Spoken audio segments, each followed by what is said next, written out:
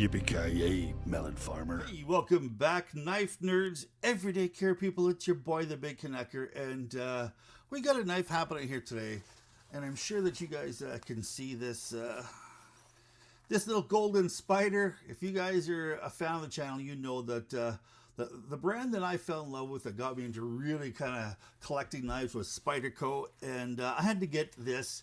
As soon as I found out it was coming, I ended up talking to my buddies over at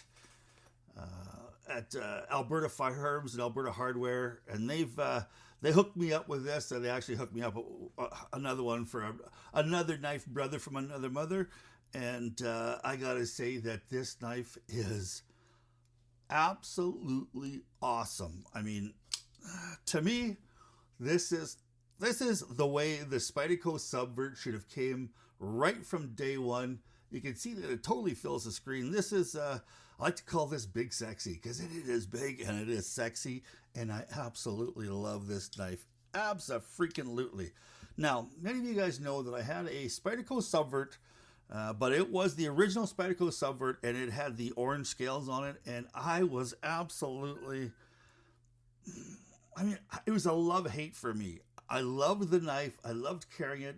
It was big. It was rough. It was awesome. But it had orange scales on it that absolutely was horrid. I don't know why. Now, this knife here was made by a guy named Nadia Moore, Blacksnow Customs. And if you look at the Blacksnow Customs, and he called his the Sabotage, which I will put a picture in here in the video. You can have a look at the Sabotage. They are gorgeous, gorgeous knives. And then he come out with this with Spyderco collaboration, this Subvert with the orange scales. And to me, it always reminded me of kind of like a bodybuilder with clown makeup on it. And I'm going to show you a picture of that right now. This is what that knife reminded me of. Isn't that awful? It's absolutely awful. But this here, they made up with this sprint run. Now, this sprint run here is the size and the dimensions are, I do believe they're identical to the orange Subvert, and it's a big, big knife. We'll kind of compare it to one of the bigger ones that I have in my collection here, the Spyderco K2. You can see that it is almost as big as the K2. And then we've got another one down here, a Butch Valentin sub hilt. These are kind of some big, sexy knives, and this fits right in with this. Here we'll compare to another Spyderco real quick here. This is the PM2 that everybody seems to kind of compare knives to, and you can see that it absolutely dwarfs the PM2. Now we'll go over the kind of the technical aspects of the technical parts of this knife here. Overall length is 9.3 inches, so it's just a little under 10. The closed length is 5.8 inches. So it's a big, big knife. Now, see here, my big double XL hands, it pokes out of both ends. Blade thickness here is 4 millimeters, so it is a thick biatch, no doubt about it. It is only comes tip-up carry, which is okay with me because tip-down carry is for people who are slightly insane and perhaps not all there. Yes, I'm going to say it, damn it. Blade length here is a little over 4 inches, 4.12 inches. So if you're in a county or a state or a country that doesn't allow a plus 4-inch knives, be careful with this one because you know that Johnny Law is always willing to take one of these and stick it in his own pocket to use at his own house. So just be careful with that out there. It is kind of big. Let's say the edge length is 4.04, and I always kind of wonder about that. Do they just measure the blade length from here to the tip, or do they actually follow that around? Because to me, that seems like a longer distance than it is from straight there all the way out. That's just my kind of opinion. So I always want to kind of measure that. One of these days I am. Now the handle here is a carbon fiber over a couple of big thick slabs of titanium. Now they call this, I guess this is kind of like a hidden liner lock, but it's really kind of how thick these carbon or these titanium slabs are. It's almost like kind of having a frame lock. The lockup on this is absolutely bank vault solid. Let's just see here. Now it is so, and this the other thing here I got to say about this carbon fiber. I'm not sure exactly what you call it, but it is some of the prettiest carbon fiber that Spyderco makes.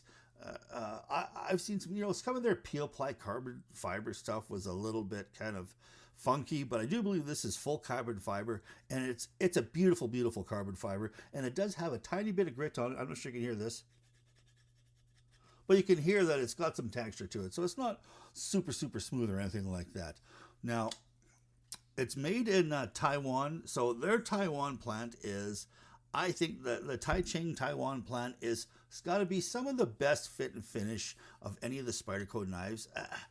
It battles it out with Golden, Colorado, but the Taichung plant and the Golden, Colorado plant right at the old home base there, they're both very, very similar, but I think perhaps I don't know if it's just the most difficult ones or the prettiest ones, but every time I really fall in love with a knife, it seems to be from the Taichung plant. So they've got some excellent build quality out there at that plant. Now the blade is CPM 20CV, so it is a super steel. It's one of those steels that hold an edge forever and a day. It's got good toughness, stain resistance. It's a pretty decent all-around steel, but it holds an edge really well. And I actually ended up putting this one on the sharpener myself. I like the edge that came from Spyderco, don't get me wrong, but the front part of it was not quite as sharp as the kind of this little bit of a recurve here. So whoever was sharpening it, it always seems to it's always hard to get that real big belly really, really sharp. And my new system, my new work sharp system did it super fantastic. Now it's a full flat grind, and it is, despite being a thick 4mm blade, it does go through cardboard quite well. I ended up breaking down some cardboard, and I was really, really impressed with the ergonomics on this. They've got it just dialed in, bang on. A lot of people kind of hate this clip here. It is, but I seem to think that it fits really, really good, just perfectly into this little part of my hand here. So I don't really notice that having a hot spot at all. There is no jimping on the back here, and that could be something that, depending upon what kind of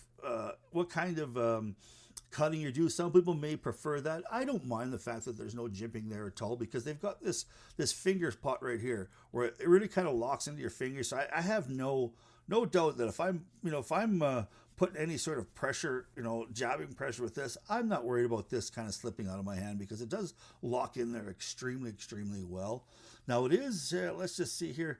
There's no measurement for how thick this is, but I got to say that this is over a ½ inch thick for sure, and probably close to 3/4 of an inch when you're talking about the clip here. So it's a thick, big boy, but it does ride in your pocket really, really nice. I mean, it goes down in there.